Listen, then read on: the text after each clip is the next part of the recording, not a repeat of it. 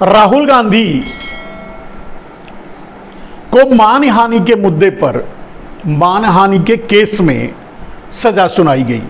हालांकि उसका कोई बहुत ज्यादा अर्थ और महत्व नहीं है।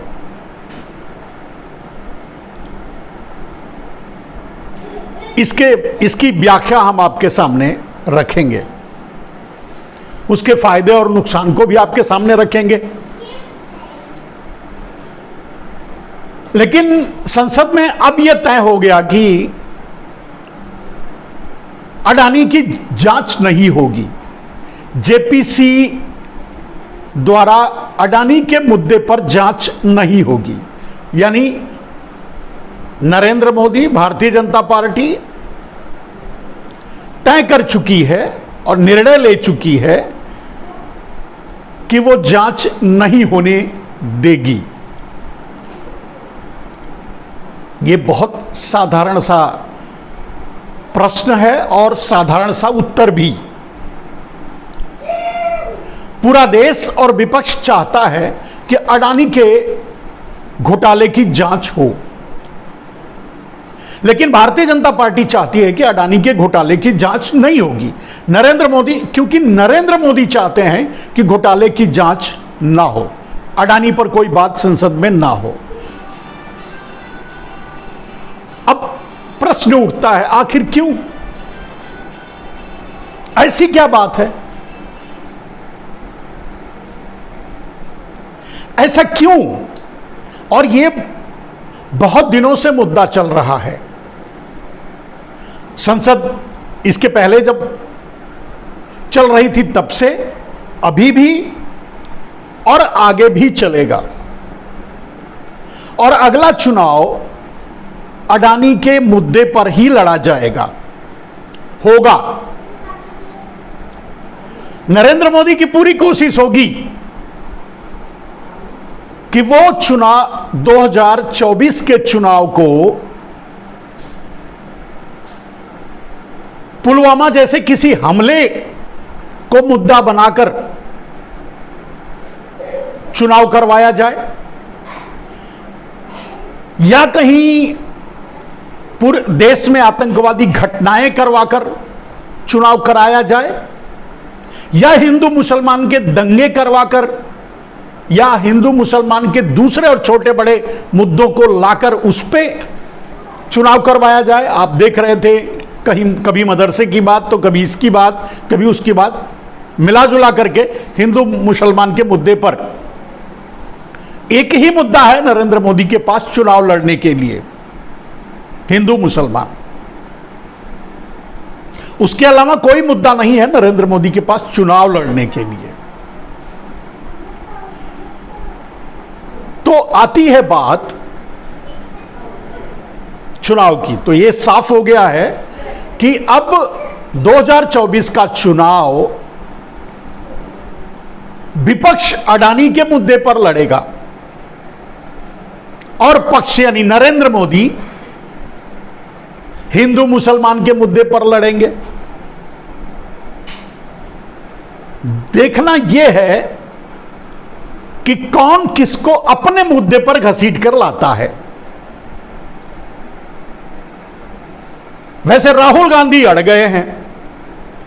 राहुल गांधी को अडानी के मुद्दे से हटाने की पुरजोर कोशिश की जा रही है, और यह जो फैसला आया है राहुल गांधी को मानहानि के कारण सजा का, यह भी उसी में से एक है। राहुल गांधी के घर पे पुलिस भेजना और दूसरे ईडी बुला करके 4-4, 6-6 दिन, 10-10 दिन पूछताछ करती है, या कांग्रेस पार्टी के बड़े नेताओं के घरों पर ईडी भेजना, या विपक्ष के दूसरे नेताओं को ईडी, सीबीआई और आईटी से परेशान करना। ये सारी बातें, सारी कवायद मात्र इसलिए है कि अगला चुनाव अडानी के मुद्दे पर ना हो और अगले चुनाव को नरेंद्र मोदी बनाम राहुल गांधी ना हो। क्योंकि मैंने पहले कई बार कह चुका हूं कि नरेंद्र मोदी अब इतने बुरी तरह से फंस चुके हैं कि वो किसी भी कीमत पर राहुल गांधी के सामने चुनाव लड़ना ही नहीं चाहते। लड़ने की हिम्मत ही उनमें नहीं बची है, लड़ने का साहस ही नहीं बचा है, लड़ने के मुद्दे तो उनके पास हैं ही नहीं। इसीलिए किसी भी तरह से डरा करके, धमका करके अडानी के मुद्दे से लोगों को हटाया जाए। आपने देखा मोदी हटाओ, देश बचाओ का नारा पोस्टर के रूप में दिल्ली में सामने आया तो पुलिस पूरी तरह से सक्रिय हो गई।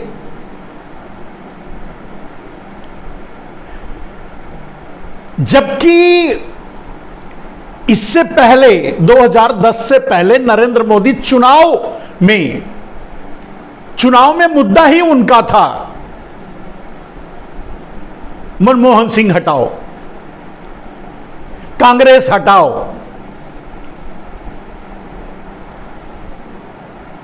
कांग्रेस हटाओ, देश बचाओ। लेकिन हालांकि सत्ता मिलने के बाद नरेंद्र मोदी ने जो किया उससे अब वो खड़े होने लायक भी नहीं रह गए हैं। दोस्तों, आज जो बात मैं आप लोगों को बताऊंगा, क्योंकि अपनी टैगलाइन में मैंने यही डाला है आज कि काला धन कहां है, काला धन किसके पास है, काला धन गया कहां,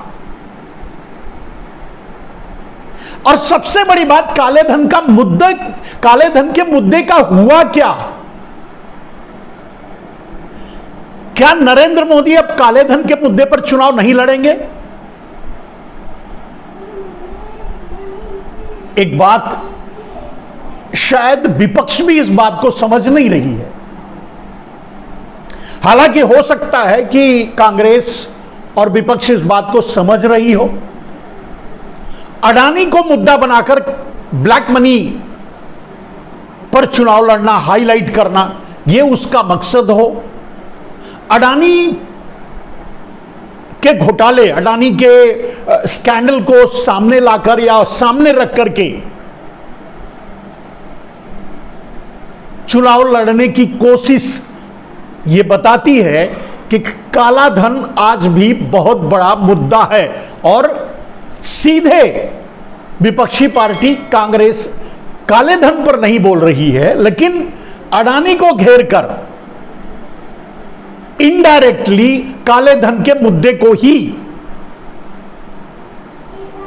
केंद्र में लाना चाहती है, चुनाव में मुद्दा बनाना चाहती है।